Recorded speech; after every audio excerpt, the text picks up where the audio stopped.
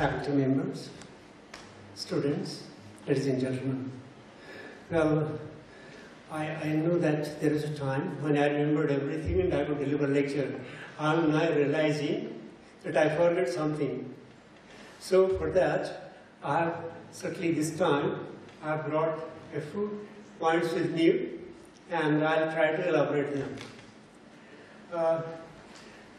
India has been and still is land of villages.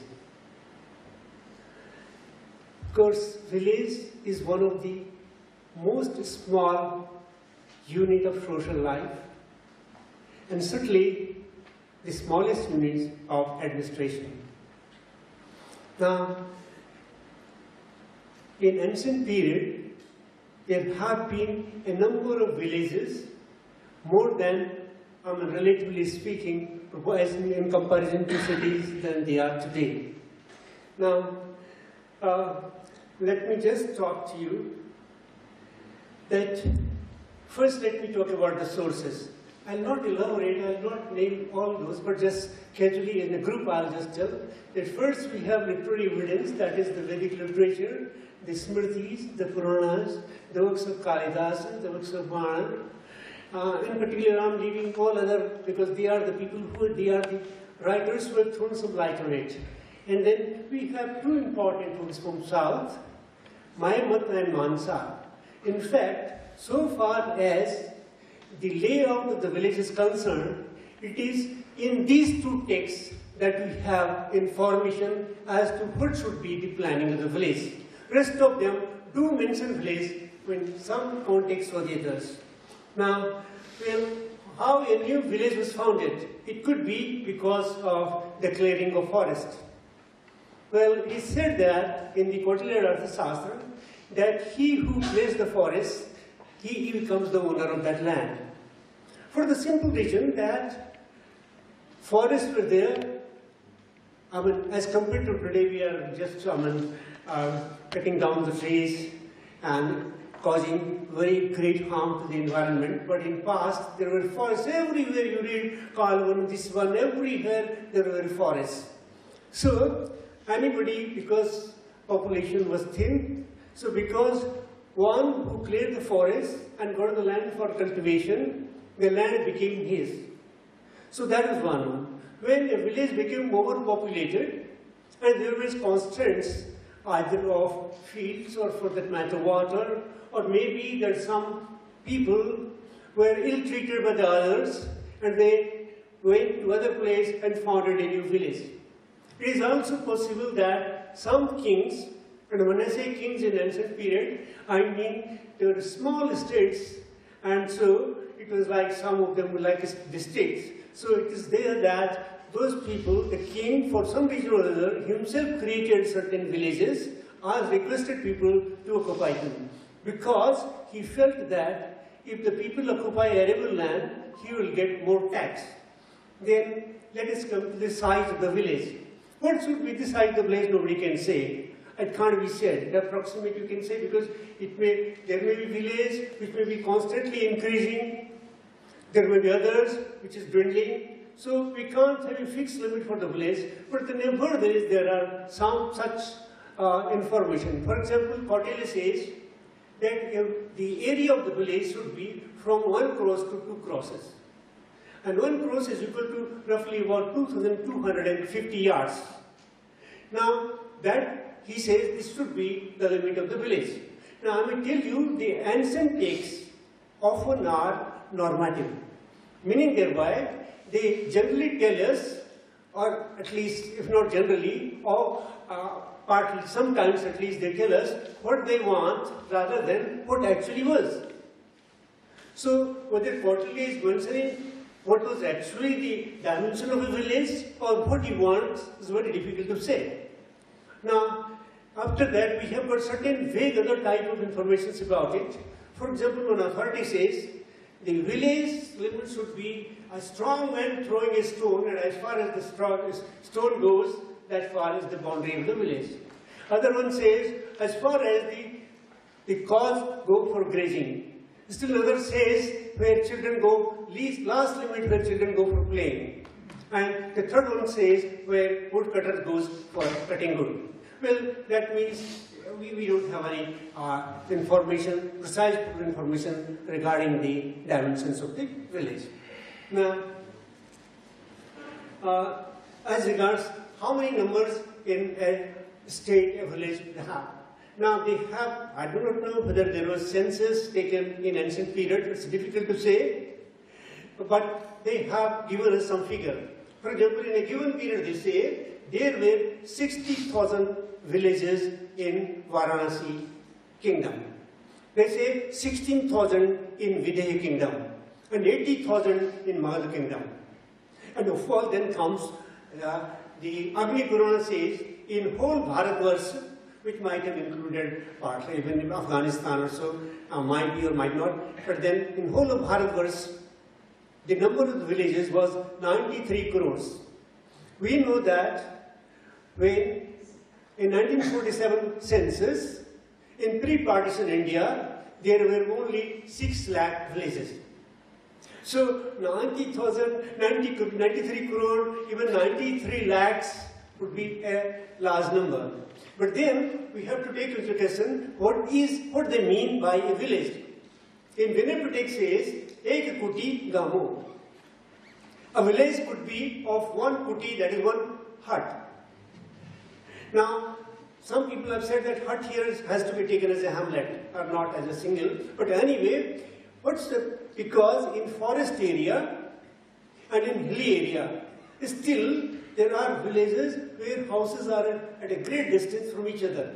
And yet, they are given the name of a village. So, if counting such type of things, number might increase, otherwise it's too much of exaggeration there. Now, types of villages. What types of villages? They have classified like that. We all know that agriculture and cattle rearing, these were the two important professions in ancient India. And so, there were villages who are called agricultural villages, and the term used for that in Pali is Khetar. Khetar is a village of agriculturists. Then there is Ghosh, a type of village which was inhabited by herdsmen.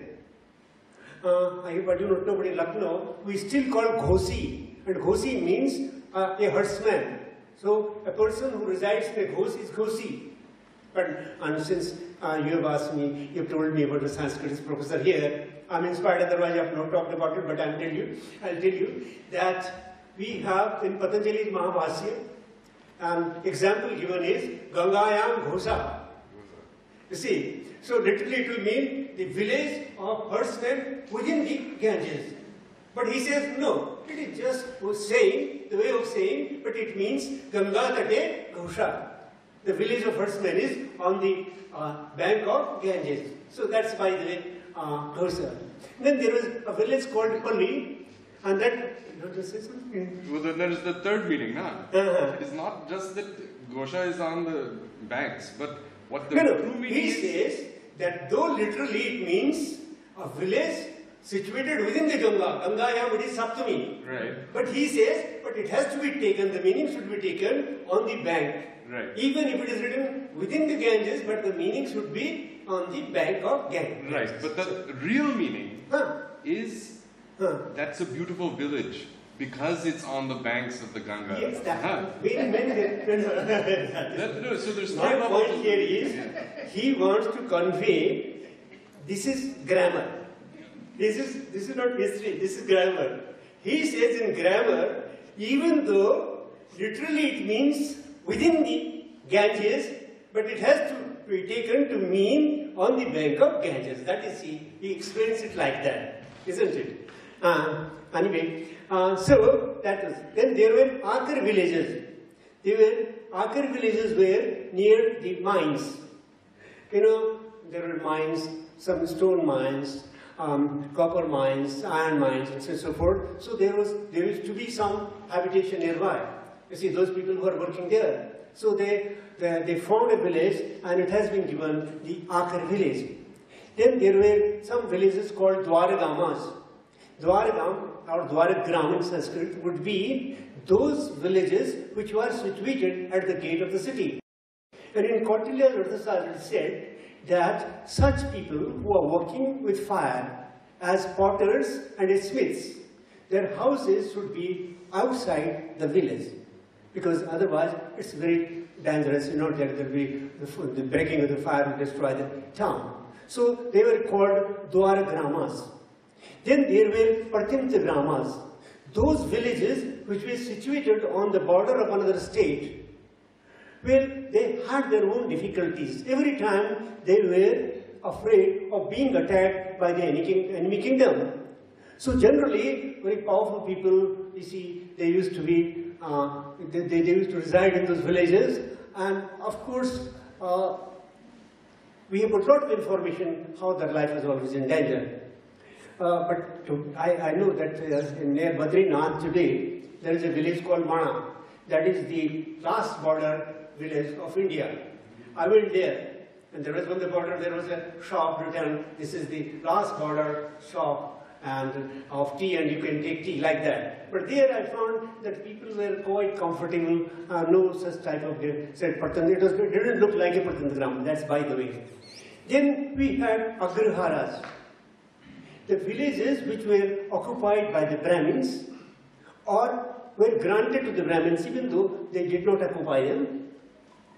I hope you all know that in the past, kings granted land and villages to the Brahmins, which means that the revenue that the village was earlier, you see, giving to the state was now to be given to the Brahmanas. And then it's clearly written there that this is for their performing their duties, and the duties of Brahmin traditionally is Adhyan, Adhyapana, Yajan, Yajan.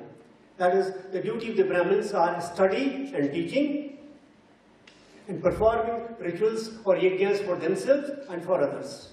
So that they didn't have to bother about their livelihood.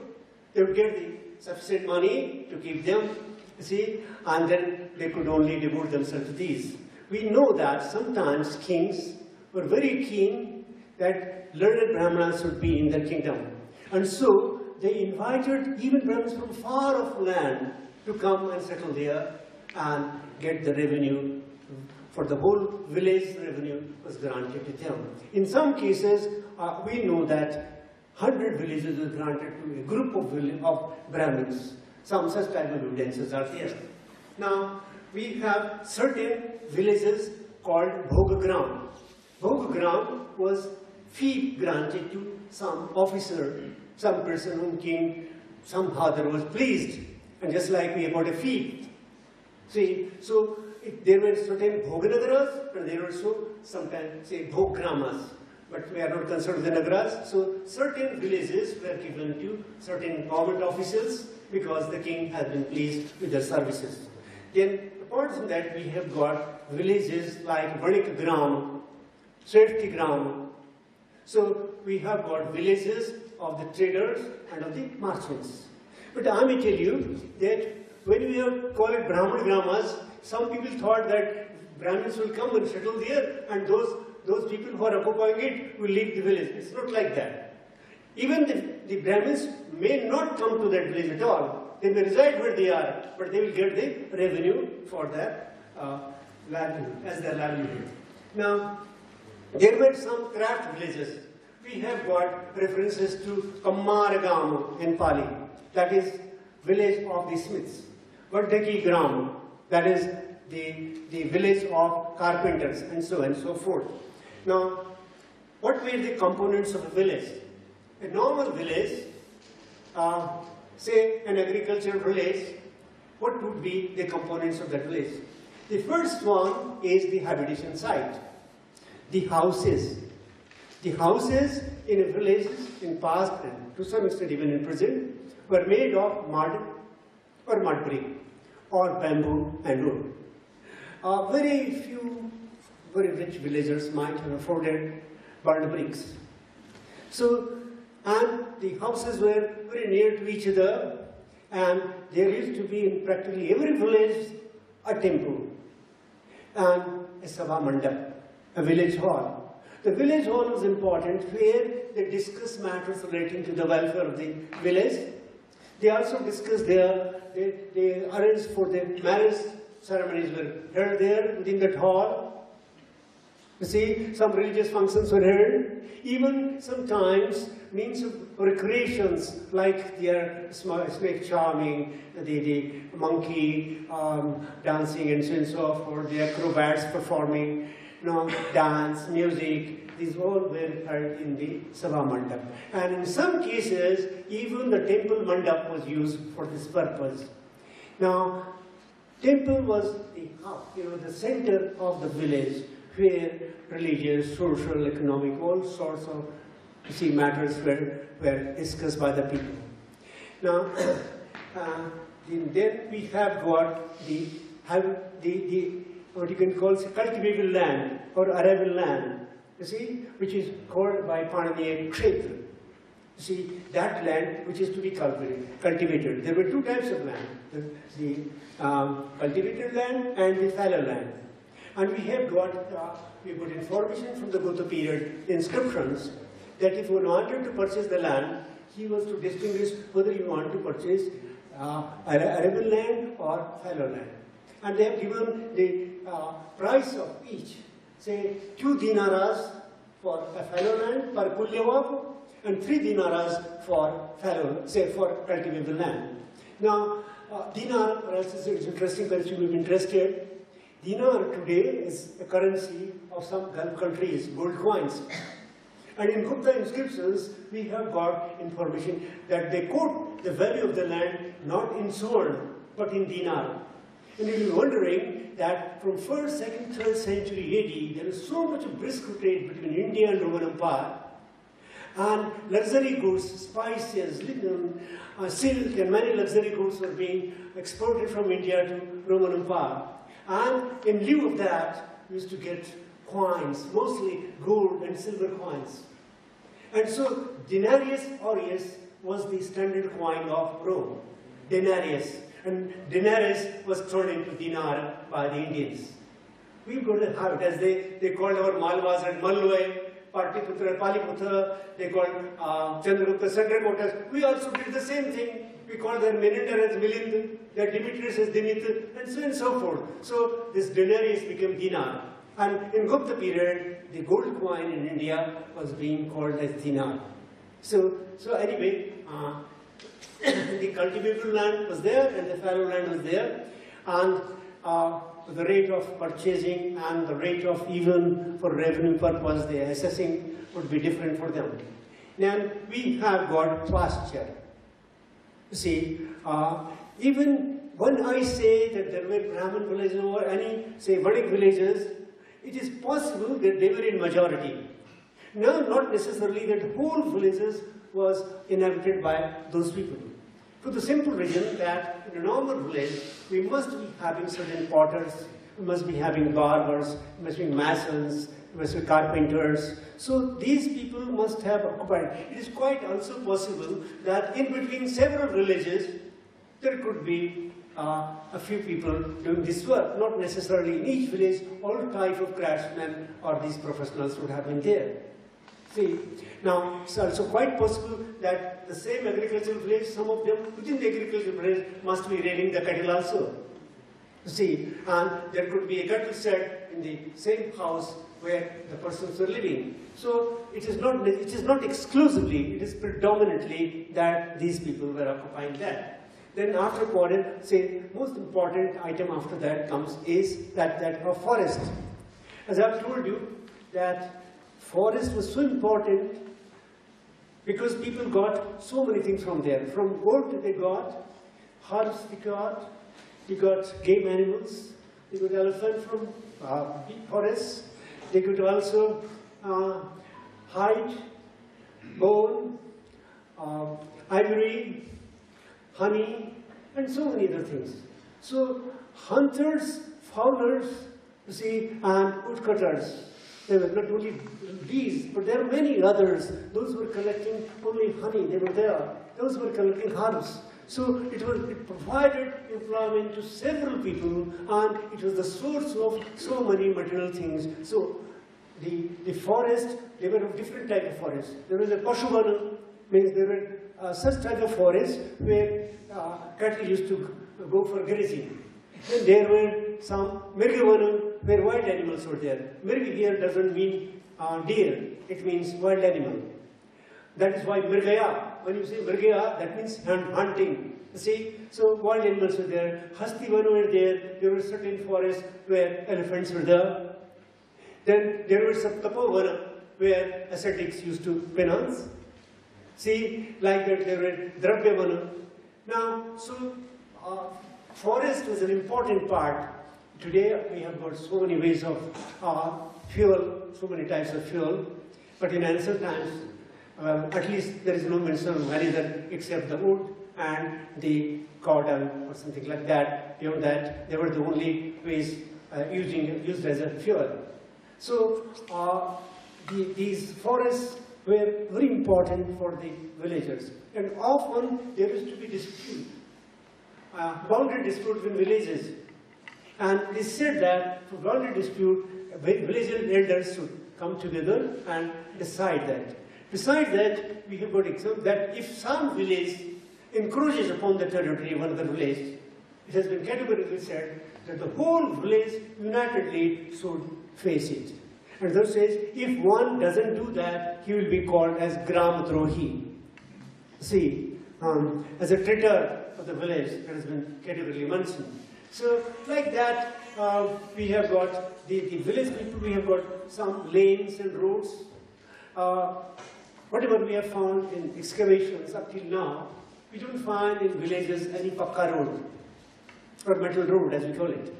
Now, they are all kacha roads. But in a village, they could have connecting between one house and another house, and also village to village, and then village to town. So some roads were there. There were also called some cattle paths, which by movement of the cattle, it has become a path, and now people tread there. Now, anyway, then there would be cemetery, or for that matter, the shmushan or the burning place of the dead body, cremation ground. Now, we know that in past also there were two methods were adopted, cremation as well as burial. In different types of places, different type of custom was there. In some cases, elderly people and children should be buried. In some, so many other taboos are there, but I'm not going to discuss. But right from the Harappan times, burial system was there. Even in Vedic times, burial system was there. Now, so that may be not necessarily that every village has this burial ground or cremation. Maybe sometimes 3-4 villages have a common one, according to convenience. Then let us come to the social life of village. Well, I don't think that when there are social life of village, you can write volumes after it. I'll just touch certain points, isn't it? Now, in earlier period, in Vedic period, it is Varna, which is important, the 4 Varnas.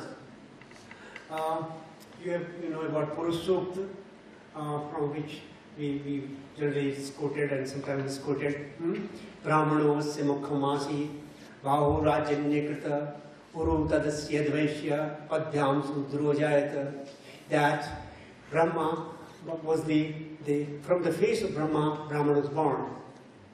And from his arms, Kshatriya, and from thighs, Vaishyas, and from feet, Shudras. Now that is just a conceived Virat Purush from whose different parts these all have been born.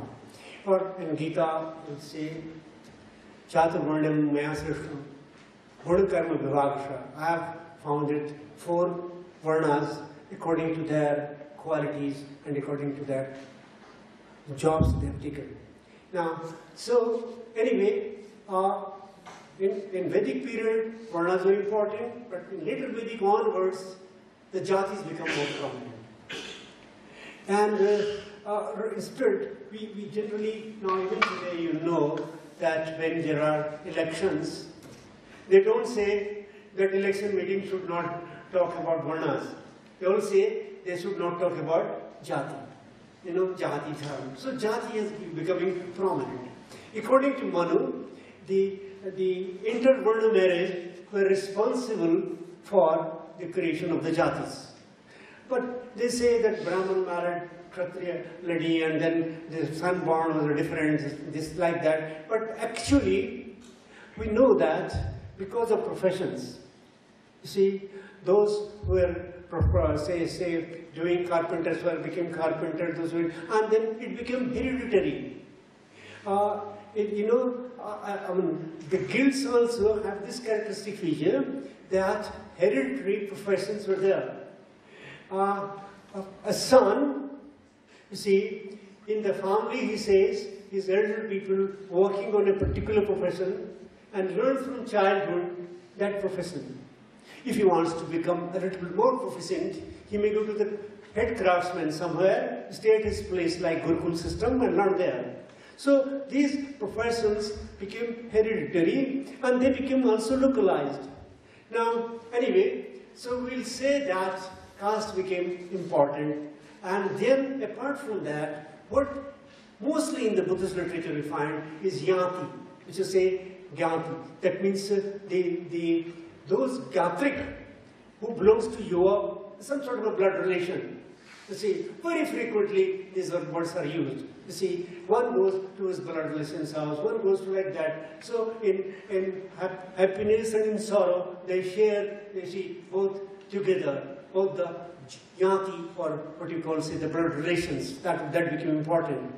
Now, often we find, whenever there is a Ashoka says, yatinam, Brahman, Shramanam, Mata Pita, Guru, Yatinam. Yati, that is blood relation. That became very important. And then Sagotra and Sapind, for marriage purposes particularly. So, education, but you know, most of the education in the Brahminical order was in Gurukulas. We know that the child went to the ashram of the Guru and studied there, resided there, studied there, served the teacher and learned from him. You see, we all know about Krishna Sudama and other all these stories that we've been hearing, that how they used to grace the cause of the Guru. And so, like that, the Gurukul system was there.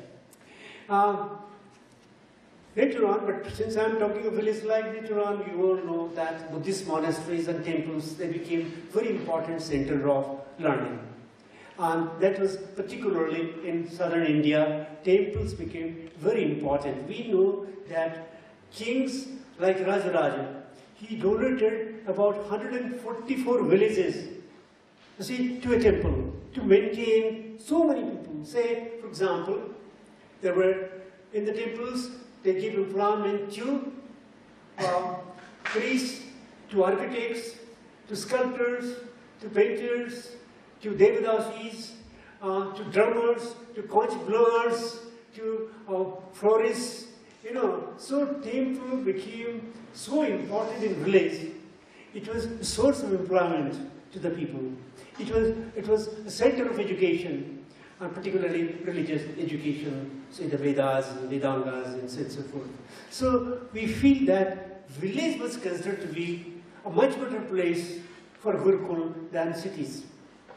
You know, we will talk about it later on also, but there was a tendency that the Brahminical people say that it is always good to live in rural surrounding for purpose of learning and teaching. And that's why near about forests, say in a place far away from, say, villages, not even far away, but say away from villages and towns where the Gurukulas are situated. So we feel that the village people attach too much importance for the religious teachings and study, and Gurukul system thrives. By the time you come to the Buddhist period, the monasteries became more important, and then monasteries like Vikramshila, Takshila, particularly Nalanda, Vikramshila, they became most important centers of learning, where not only people from India, but from other Asian countries came and studied there. Even Chinese people, Swansang stayed there for 15 years and studied there at Nalanda. So, about education, I'll say female education was not so much as it was for male, but nevertheless, we've got examples of learned ladies. We've got there the ladies who were devoted their whole life for education, and there were others, they say, those who marry earlier and those who devote their whole life, there are two categories are mentioned.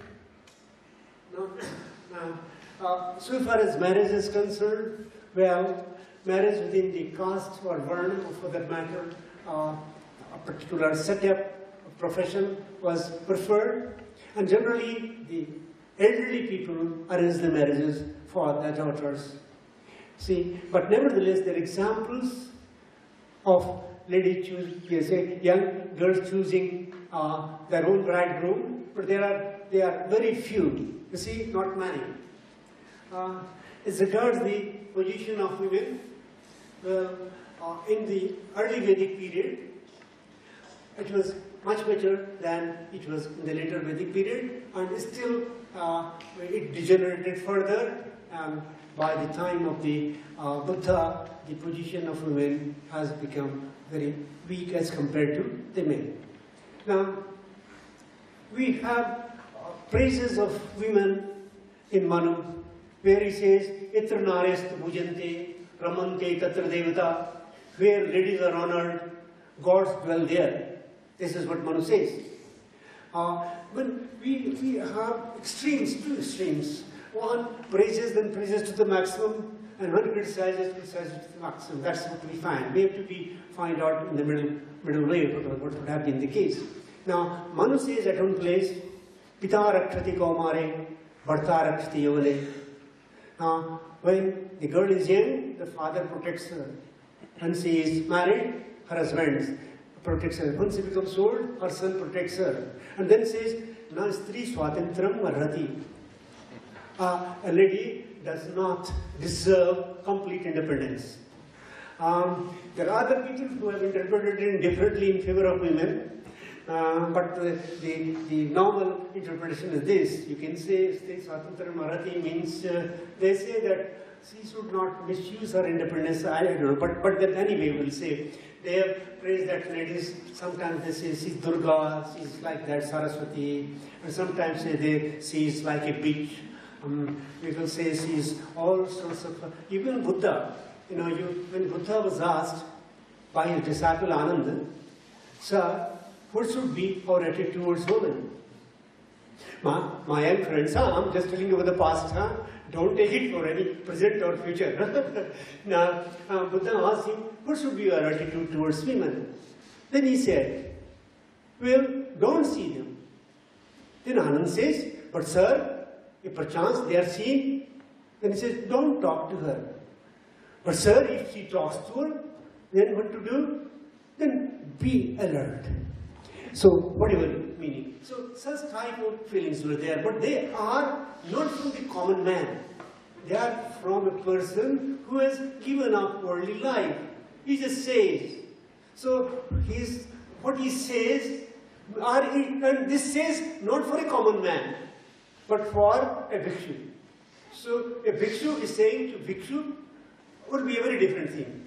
The bhikshu saying to common man will be different, and common man saying to common man will be still very different. You see, so you have to bear in mind, whenever we study, we have to always bear in mind who is saying, to whom he is saying. And then try to understand what is the context. In day-to-day life also, suppose a son of a father, I just quote one, he comes laughing and very happy, and what did you do? And say, I go today 20 upon 20, very happy. And anybody who comes there and say, see my son, the mother and the father says, see the copy, 20 upon 20, 20 is very happy. And next day somehow he gets 0 upon 20. And they say, what you fellow, you don't read, I've been telling you, you read, you don't read. So it's like that, Alright, it is the context. It's not, we cannot universally use such type of things. So we will say that, well, somehow or other people were giving different type of opinion. And about the food and drink, listen, of course, different type of grains, vegetables, fruits, honey, milk, and milk product, curd, ghee, or butter, and so many other things were eaten by the people. I'm just passing because it's so common that that people were quite conscious. Some of the whatever we have got here, they were very conscious about their health and hygiene. Enough of it, and a lot of information about medicine, particularly where we cannot say whether they are correct or not. But there are several references about surgery, and some of them surgery done on the skull. And I'll tell you, you can doubt it, but you know from archaeological site, in Harappan period, a skull has been found. And that skull has been bored, some holes have been found there on the head. And it is those people who know it, they say that there is evidence to show that man lived for some time after this because healing was there. So we can't at the same time completely rule out and complete doubt that such type of surgery could not have been passed. This is only we can be done today. And even today it's considered to be very dangerous. Might be or might not be. Some people might have died, some might have been saved. We do not know, isn't it? Now, means of recreation. Of course, villagers throughout the year they were busy, but nevertheless, it so happened that when the peak season of harvesting has been done, they do get some time, even otherwise also, and some sort of recreation was there, and in that particularly songs, dance, folk songs, dance, acrobats, and other things were there, whereby means of which they used to have recreation. And as regards the dress and ornaments, we know that ladies throughout the history have generally been wearing two clothes, the sari and the blouse, or for that matter, the upper garment and the lower garment, whatever the form it is. They say that in India, earlier period, sewing was not known. Well, the garments without sewing them, they used to wear. And from Kushana period onwards, this is a view. People learned them to make clothes as we have. Otherwise, they would wear without sewing them. Now, that is, we have in Ajanta, Ellora, and other places, we have got now evidence of blouse. See, but earlier period, much earlier period, it's doubtful. But there are people who say no, they knew the people are divided, and I don't want to go into details about it. Let us talk about the religion of the people. Now, there will be much common between city religion and village religion. See, we can say in the Vedic period, Indra, Varuna, Mitra, Agni, Nasatya, these were the popular deities. Now, as time passed, gradually, some of the deities were relegated and some new deities were introduced. And in course of time, Shiva and Vishnu became two prominent deities. See, they became two prominent deities later on, and then we know about Smartas, that Ganesh is there, Durga is there, and many others are there.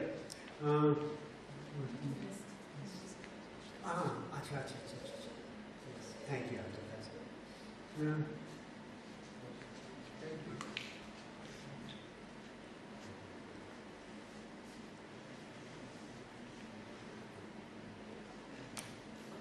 So these are some sort of elite deities in South. For example, Kartikeya became Murgun, and they became very prominent. And the foreign people also, when they came to India, they either became Shaivite or Vaishnavite. We have got such examples that a Greek ambassador, Heliodorus, he became Bhagavat, that is a Vaishnava. Now, but anyway, I'm talking to the village, and I'll say that most of the village deities were folk deities. The Yakshas and Yakshinis, the Nagas and Nagis, the Gandharvas, the Kinnaras, the Bhutas, the Pishachas. We got different types of things because there are deities who are to be placated. Even the vampires and these people should be made happy, otherwise they will harm. So these were very common deities in village. Naga worship has been right from Harappan period continued to with the folk people. Now, we had, say, Bhumi Devta, Prithvi Devta. We had Gram Devta, village deity. We had Kulu Devata.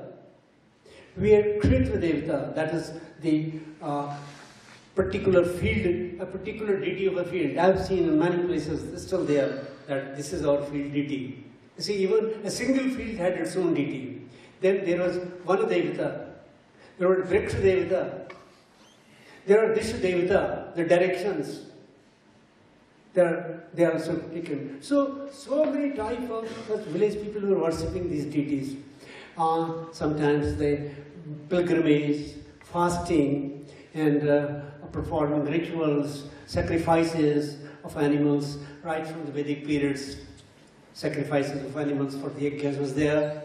And apart from that, sacrifices were very common with the tribal people. You see, they don't believe in the yajnas, but yet sacrifice is there. And rarely in certain cases, we have examples even of human sacrifice. Very rare, but still there are. Now, this was the religion that the village people followed. Now, let me talk to you about the economics. Now, so far as I've told you that the most important profession in ancient India was agriculture. Then we had some people had a small holding, some people were some landlords. Those who had a small holding, the whole family used to work on the fields. Those who were landlords, they used their slaves, their servants, and the landless laborers for cultivating them. Now, the rate of revenue collection was based on the quality of the soil, primarily, and how they used to take. Sometimes the tax on the crop was fixed by the standing crop, sometimes by the grains when the winnowing has been done, and the government person comes and says, so much is the grain, so much is your share. Generally, the Smritis say that 1/6 of the produce should be taxed. That means that if he has, say, 6 tons, that 1 ton will go to the government. Now, this was the usual what they say, and that what, as I told you the other day also, that king is called Shadbhagi, one who is entitled to the 1/6 of the produce. But these Greek historians who came in India and wrote about India, they mentioned that tax was 1/4.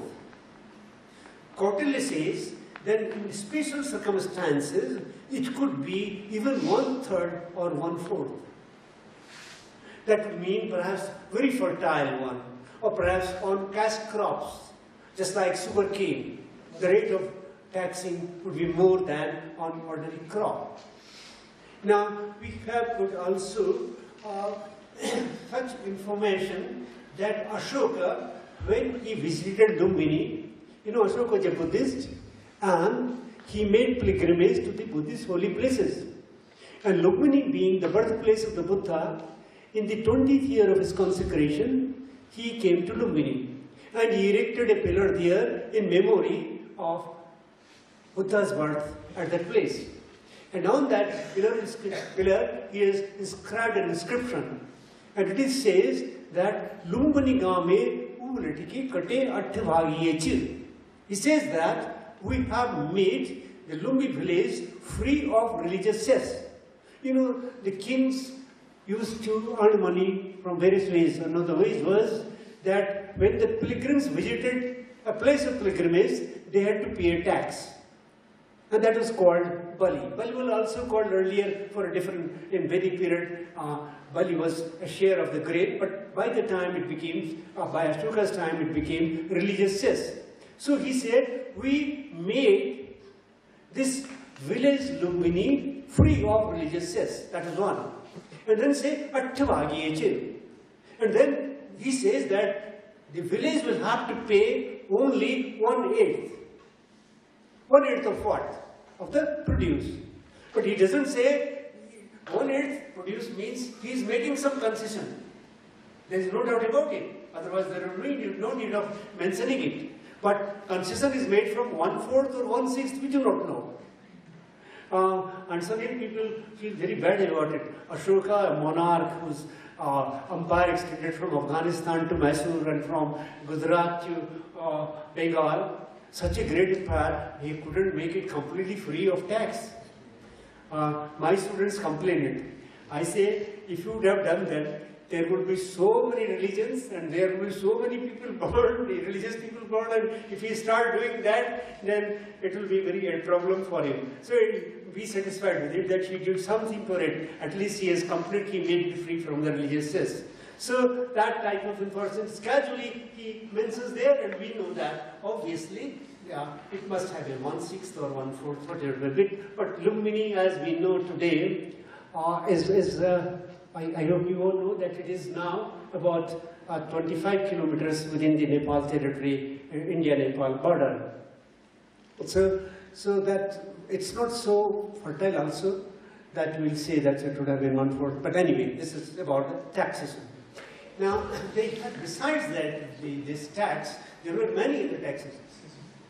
Yeah, so could you just repeat? You said yes. The first line was saying that this is free of religious sex. Yes. Lumbini game u leke kate attvage. U means no. Bali. No bali. Made without bali tax. Okay. You follow me? Yeah. Attvage and was now made to pay 1/8. It is literal meaning, but we can say 1/8 of the produce. That we can make it up. See, it's a big difference. He writes there, Visati Vasa Visetin, Atna Agach Mahiyati. I came here, Visati Vasa Visetin. When I had been consecrated for 20 years, Atna Agach. I came here personally, Atmana Agatya. Atna Agach, Atmana Agatya. I came here personally. You see? And then says, Hid Buddha Jate. Here Buddha was born. Hid Bhagam Jate. Here the Lord was born. And then it says, Lumbini Game Uleke Kate Attvage.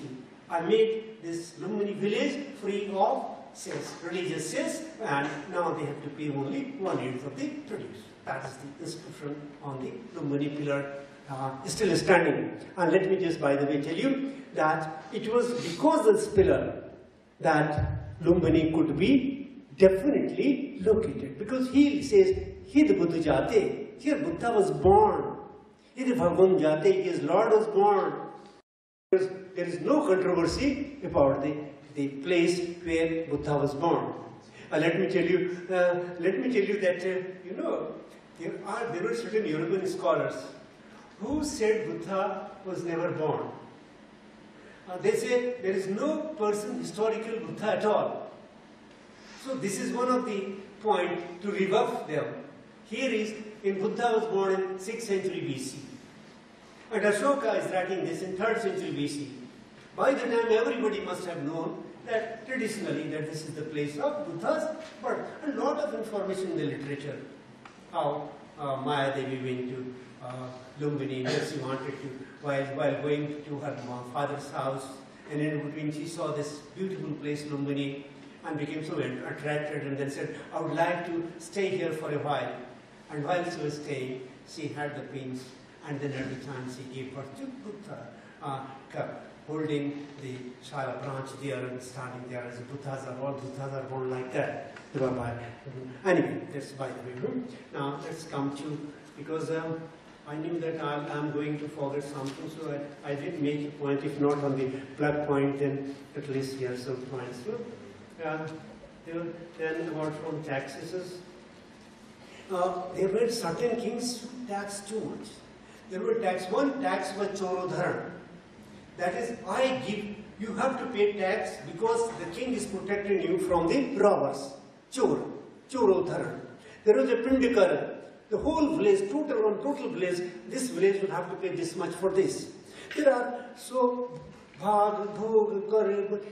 many not mentioned, that not that all would have been applied to all villages. In some villages, some, in some villages, others, something like that could have been. Even the fruits were taxes, vegetables were taxes, the selling of the cattle was taxed. So it depends upon a good king and bad king and the officers. Some officers were extremely bad. They, there is a story in a Jataka where the village head went to the robbers and said, "You are free to loot this village and give me this percentage after that." And so he came and the village man, he fled. And after that, they looted the whole village. There are stories where people used to leave their village and go to the jungle, eat their rotten fruit and come in the night. Because they were afraid that these people will ask for the tax and we don't have anything to pay the tax. So the stories of such type, whether they are correct or not, but anyway, we can be very sure that there was good people, good kings and good officers, there were bad officers, even bad headmen. You see, so such stories are there. Many of them were taxed. The king, normally, ideally speaking, they say that king should tax moderately. And then give examples like that. Like a leech, like a calf, and like a bee. Leech, it takes little blood, sucks little blood. A little bit of itching is there and nothing more than that. Calf takes little bit, leaves more for the herdsman, for the cowman. And the bee, it takes the nectar from the flower. You see, a little bit, gradually and gradually. So he said, like that, a king should do that. It should not tax too much because people will become anti-king and maybe that one day they may revolt and the king may have to suffer. So these are all prescriptions there for being good, but whether they were followed, some did follow, some did not follow. Now let me come to the administration of the village. Now, the village had an assembly, and the village had headmen. All kutumbins, this is the term used, kutumbins, the head of the family, all heads of the family, irrespective of caste, creed, or varna, or profession, all headmen, head of the families, were members of the village council. And the village council, as I told you, they debated matters related to the village welfare. They obeyed whatever the headman says. They paid taxes. The decisions were taken by majority. And as I told you, the meetings were held in Sabha Mandap. Now, the village head was very powerful. He had the power even to ask a man to leave the village. He could say, he could even say that he had the power not only to fine him, not to punish him otherwise, but even to ask him to leave the village. His primary responsibility was to maintain law and order in the village. He was to see that robbers, predators, cattle lifters, you see, these people do not come and harm the people. There is a provision that in some big villages, there was some police officers to help him, and in some cases, in between a few villages, there was some police officer to help him. It was his duty that when caravans passed through a particular village, it was the duty of the village headman to see that no harm is done to him and the village people do not loot him. That is also his responsibility. It was his duty to collect taxes and deposit it in the royal treasury. Well, so a bad village headman could be removed by majority of the village assembly. That's a very important point. Whereas he had many rights over the village members, but at the same time, the village assembly could remove a bad headman. He was invited to attend meetings in the cities by king officers in their cities, and the headman used to represent the village and go there and get instructions from there. We have several examples of good headmen who was, there were people, he was a very kind-hearted man, and there were certain festivals in which traditionally, well, sacrifices were made. So village people said, permit us to perform these sacrifices. He was very kind-hearted. He didn't want to do that. He said, no, I will not permit. It's not good. And the village people came to say, this is the tradition. This is being done for centuries, for ages. And then the villageman said, oh, if it is the tradition, I can't check you. You go on for that. In other case, there are certain festive days where free liquor was offered, and people could take as much liquor they like. And as such, but formal permission was needed. That they went to the villageman and said, well, permission from him. He said, well, intoxication is bad. It creates problems for the village law and order. I can't permit you. And then again they quoted, this is the tradition. And so this has been coming through centuries. And then the headman said, I can't go against the tradition, and permitted that.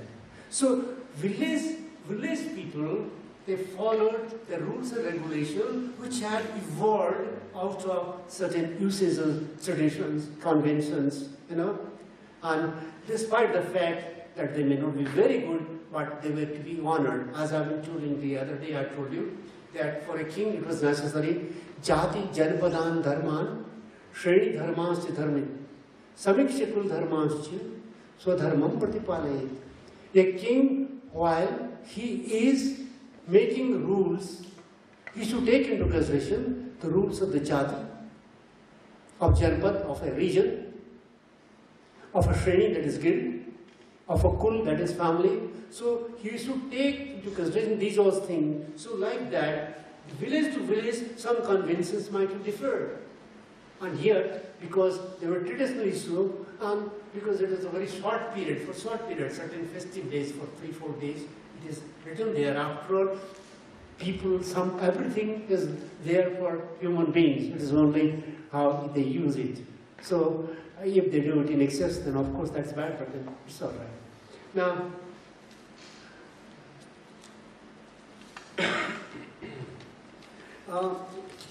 as I told you in the case of the guilds, largest guilds were found in South India. Similarly, largest village assemblies were in South India. It is surprising that that is how, still today, Sanskrit studies are more preserved in South India than in North India. And actually, because South India, for a very long period, when there had been so many invasions of Muhammad Ghazni, the Khaljis and the Tughlaqs and so on, these people have been invading, but it was only, as you know, that Alauddin Khilji, who for the first time conquered South India, and that too, what was the conquest? He went there and came back. Hardly any capturing or permanent capture of those regions. So that's why religion and culture, temples and other things have remained in a better position in South India than in North India. Now, we have information in the Chola inscription. I hope you all know that there were Cholas, very powerful dynasty in South. Perhaps the most powerful dynasty in South was that of the Cholas. In the Chola period, Raja and his son Rajendra, they came up to Ganges. And even the title of Rajendra was Gangai Konda Cholapuram. Gangai Konda means conqueror of Ganga. Konda means conqueror. Gangai Konda Cholapuram. So he wanted to make a town, just like we have got here, Tanjavaram. Like that, he wanted to make another town, Cholapuram. And that was named as Gangai Konda. That is the town of the conqueror of the Ganges. And during his time, he conquered Southeast Asia. And there is one inscription, a copper-plated inscription, lengthy inscription, where he has mentioned all the places of Southeast Asia which had been conquered by Cholas. And he conquered also Ceylon. So, not only in South India, It's a large pyramid, but also outside India, he made conquests. So in the Chola dynasty, there was King Parantak was there, Parantak first. And during his time, we have got an inscription from Uttar Merur. Uttar Merur is a place near Madras. See, and this is perhaps one of the most important inscriptions that throws light on the administration, on the formation of village assemblies, on the functions in that administration. So it is mentioned there are two inscriptions Cholas. One is of 11th year and the 12th year, and the other is of 14th year. And these two inscriptions, we have got a detailed information about the Chola assemblies. It is said village was divided into 30 wards. A big village. And this is a Brahmin village, huh? Agrahari village. See, which was most respected. There were villages, there are other common villages where the Sabha was called Ur. It was Ur. There were second villages where the merchant villages. That is called Nagar. And there is the third one, that the Brahmin villages. The Brahmin villages, you see, we had the assembly and the executive officers. Now, whole village, as I told you, was divided into 30 wards. From each ward, one representative was elected. How it was elected? It's very interesting. Firstly, qualification. One, who is a candidate for the election, he should have his house in that village. He should have land in that village. He should be between 35 and 70 years of age. See? Now, my young friends here, 18 years is the age given now to you. For that, perhaps, what is now? 25 years for legislative assembly or something like that, for becoming member of legislative assembly. But here it was 35, between 35 and 70 years. Not below that. Huh? Now, this is the qualification. And further, it is not that somebody will say, I want to elect and fill the form for election. No, not that. All eligible candidates within that particular ward, their names are written on a paper, which was palm leaf paper. Each one's name was written. One who has not committed any sin, who has not committed any serious crime, who has not betrayed or who is not guilty of embezzlement. Well, those people, all those people's name was written.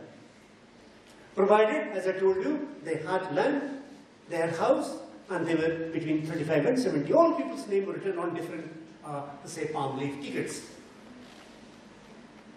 And then, all these tickets were put in a pot. Each ward's ticket in separate pots. And the pots were marked, ward number 1, ward number 2, ward number 3. And there is to be a priest and a child were brought. And then the priest said to child, pick up one ticket. First he would reshuffle the tickets. And after reshuffling, the child would pick one. And the one whose name is there, he is declared elected. So it is not the majority vote. It has one advantage. Number one, no ineligible candidate could win. Because these qualifications, no, he has not committed any amendment, he has not committed any sins, he has not committed any serious crime, all these things were there. And so those people were already eliminated. And all people were between 35 and 70, quite grown up. So everybody was qualified. And let one amongst them be picked and he becomes the member. That. You follow? Now it has one advantage. Now today what happens? If the one, 2, 3 people are contesting, the one who wins, the other people become enemy of that man. And throughout create problem. People, so many things we are seeing, somebody shot down somebody because he didn't like him. So that problem was not there. Those whose name didn't come, they didn't bother to say it. Next time, that name will be eliminated and others will be the person eligible. You see? Now, something that goes on like that. So this, perhaps, I do not know whether some people should consider this as one of the ways of electing at least wards. In the small towns, there are wards, small wards could be experimental. It's left to those people who know. But this has this great advantage. Nobody has a grudge. Nobody said conversed. No meeting, nothing of that said no. It's a very wonderful thing is that either the person is eligible. So this is one thing. Now out of those 30 who was declared elected, were made 6 committees. And committees were called Variam, that is the word used. And there one was to look after temple, another was to look after the tank, another was to look after the garden. Now, so like that, the division was there. From amongst those, here they tried to pick up one who was more learned, who was more experienced, and amongst them, they considered the better person. So he used to be elected as the head of the that particular you can call Variam or the committee. See, so this was how they functioned. And then they used to collect taxes, the temple was there, they used to impart education, so many things. They used to do welfare, maintain the roads, took care of the irrigation, took care of the religious teachings. So all sorts of these works, the welfare of the village were done by these people. So this Uttar Meru inscription near Madras is an evidence of the functioning of village assemblies in South India.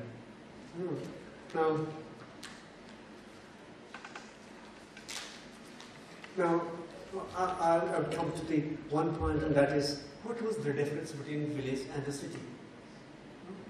It's very difficult. If you excavate, and archaeologically, we have very few evidence about the evidence of the villages. Why? Because no archaeologist wants to dig a village. If he has a choice to dig a town and a village, he will always opt for a town. For when he produces the report, the layout, the big town planning and architecture and big buildings and gold ornaments, and this will be found only in cities. But somehow, for example, in the Harappan, we have got cities like Harappa, Mujidar, Lothal, Kalibanka, Dhalabir, and so forth. We have very few villages of the Harappan culture. That's one was Alamgirpur, a village.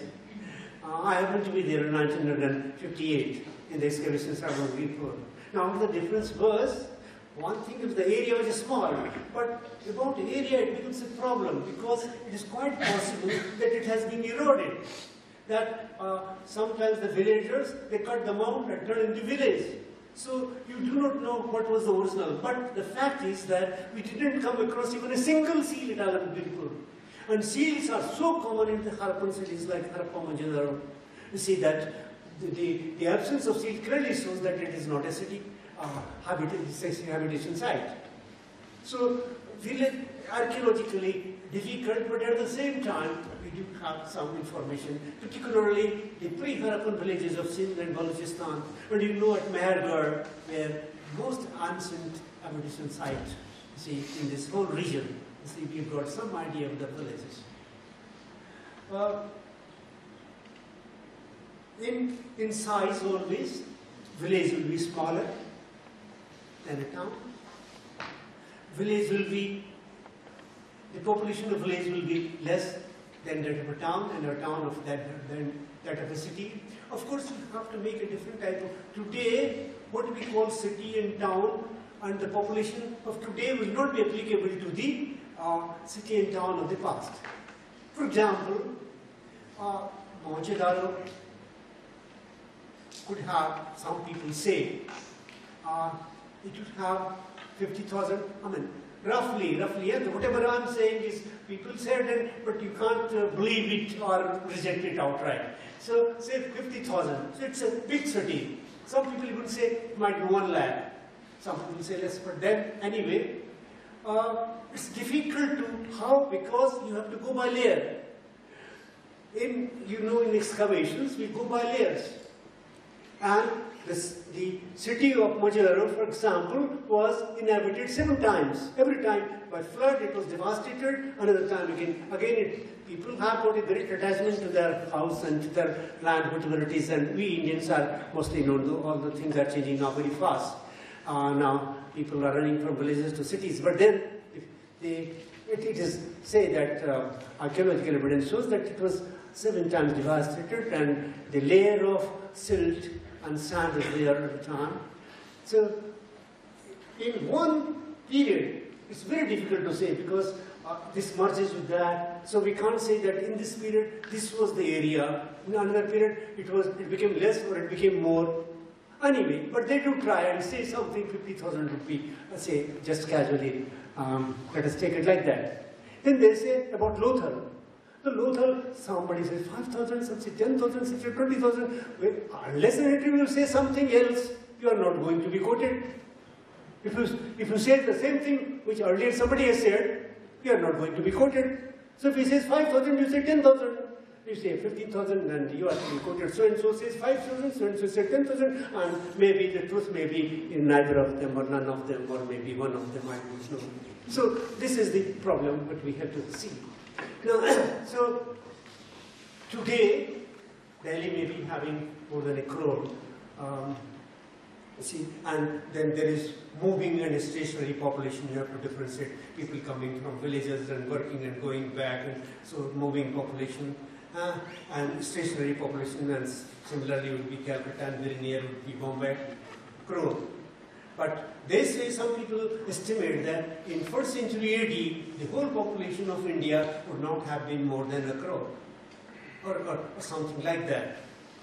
I mean, not that it can be substantiated very clearly, but the way the population is increasing, I know for certain that in our earlier days we used to read that we are 30 crores, and we have one, what do you want to say Arab in so many crores.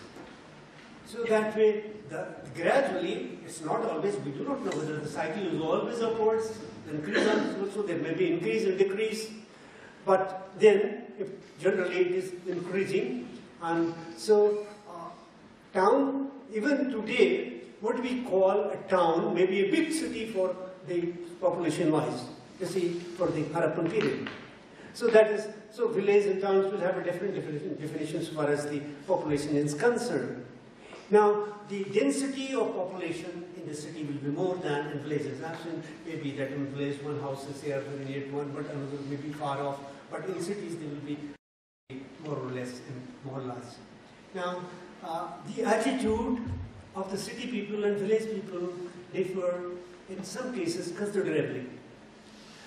In cities, you've got heterogeneous population. People coming from different places, from different states, as you can see today. You see, different ethnic groups. And the village will have mostly people of one group, and maybe of a few professions, people following different professions. But on the whole, city is one where people are more cosmopolitan in their attitude. They're more liberal. Village people will be a little bit more rigid, very much attached to their tradition. City people, one may not know the name of his neighbor. In village, you not only know your own village people, but you know several people, other villages very closely. There is some sort of personal touch in your behavior with the other people. The city people may or may not have, because unless they have got something to gain from the other man, they would not normally care to have any contact with him. See, now, in the dialects, a village will be almost invariably speaking the same dialect, unless maybe one or two girls have come from some very different village and they talk in slightly different dialect. But in cities, well, like here, if Professor Subramanian will find somebody from south, he may start talking in Telugu to him. I belong to hills, I may talk in hill dialect, and we are very closely seen Professor Denino and Professor Denino talking in French, but not only in Hindi, but foreign language that way. So the city has a very different type of, say, people, not so in villages, you know. Even they will be less superstitious, not so religious as the village people are. They are fastidious. They will care for the clothes, the place for food. We can have here, there are families saying that today they say that weekly or weekend we go to some hotel to take meals. What the village man can do, can't go anywhere. So they're very different attitude. In the Brahminical food, the people in rural areas will prefer. They say that a person who is learning Vedas, he should be in rural surrounding. And they say he should not be allowed to enter the city because that will corrupt him. And Vatsayana on the other hand says, in his Kama Sutra, he says the city people should never go to village because it will smother his aesthetic sensibilities.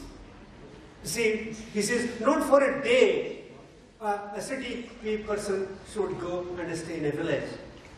See, now Nadarak, the concept of Nadarak that we have in Kama Sutra Vatsayana, and the city elite is that he's one who's interested in music, who's interested in poetry, who's interested in theater, who's interested in having good company with talented and beautiful women. Now, these are some of the qualities of a Nagarak that he says. And he says that village persons are roughly, they are rugged, vulgar, uncouth, and one should avoid their company. You know, even when we talk about today, if you want to say somebody, he is not very cultured, we'll say he's Dehati. Dehati. Dehati literally means a person belonging to rural areas, Dehat. Literally it means. But its connotation is now that he is rustic, vulgar, uncouth, not sophisticated. So that is similarly in ancient times they had used the word Gramya. He's Gramya, meaning thereby he is not fit for a company with a city person, a person belonging to the city. So such type of thing, two different, very city people and village people are suspicious of each other. You know, whatever, we have example that a city boy chose a girl from a village for marriage. And then the time for the muhurt for the marriage was fixed. But somehow or other, the city people didn't turn up at the right time. And the village people were very rigid in their conviction that she should be married at the right time. And so they choose another village man, village boy, and married her to him. After a few minutes, the party reached there. And they say, where is the girl? They say, we have already got married. So why? So he started blaming, you village people cannot wait. And he started saying, you city people, you make a promise to come at the right time and do not keep your promise. So both started fighting like that. Now, we got certain examples. A very good example was that one person, a person, Smith, made hundreds of plowshares and took some of them to the city and gave to us as a businessman and said, you please sell them and I'll give you some percentage and after that I'll come and collect my money. He said, okay. When the man came, I mean, it's a story, of course, it is the later one. Then he said, please give me my money. He says, no, you have not been sold. He said, then return my money. But said, mice have taken that, eaten them. Mice, you know. So he was a little surprised, what you talk? So he kidnapped a boy of that man. And that man came to know from other people that it was he who has taken him. So he said, return my son. He said, Hawk has taken that. Hawk came and Hawk has taken your son. So the businessman went to the court and he said, sir, how can I take my son? He says, how can I take in my son? Then he said, well, sir, if mice can eat the plowshares, then how can also be take its sons? So some such stories are there. The foolery of villagers are very, there are so many stories about the foolery of the villagers, you know. And one of them was when they were, the village people were moving in a place, in a field, so they found that there were a lot of mosquitoes. They all decided, let us go home and take our bow and arrow and kill these mosquitoes. They went home, brought those bows and arrows and started shooting. And instead of killing them, they killed each other. Now, such type of stories are there for the foolery of the village people. So, the village and the city were two different dimensions. But at the same time, they were not completely isolated from each other. There were occasions, there were certain shrines in the villages, and city people used to visit them. There were certain shrines in the city where the village people used to visit it. There were occasions when the headman was called in the city to attend a meeting. There were these government officials coming from the city for collecting taxes, for measuring the land, and for some other purposes. So contacts were there. The city people, the merchants used to come for raw material from near villages. The village people come for some manufactured good. You know, the village people manufactured goods which were not sophisticated. The village smiths were there to produce iron tools. But in cities, there would be goldsmiths. You know, in village people are agriculturists and cattle rearers. The city people were mostly traders, you see, and there were big industries creating sophisticated ones. The village people hardly had any leisure. Throughout the year, something or other, some cropping, some, say, plowing, sowing, you can say this, again, irrigating, then harvesting. So many things throughout the year he has to do something, hardly any leisure. The city man has got some leisure. And when there is leisure, then the poetry, painting, sculpture, fine arts, classical dance, classical music, they develop. The village people do have dances and songs, but they are folk songs, not sophisticated ones. So that would be the difference between the two types. Now, villages can exist without towns and cities. Towns cannot exist without villages. It is the surplus food produced by the villagers, see, that sustains the cities. It is the food that villagers produce is more than what they need, and the rest of it, after keeping that is for their need, they send it to the city. And the city people, well, because of that, they have not to produce the grain. And so it is the grain that has been supplied by the village that sustains the cities. So that is important. Now, I'll say that, well, in this case, so villages and towns had to, but we will say that village today and village in the past have been a very important thing. The more we know about the past, the better. If you want to take lessons, we can take lessons, isn't it? Now, I feel that I have touched some main points related to the village and village life. If there be any questions, any suggestions, they are welcome. Any comments, they are welcome.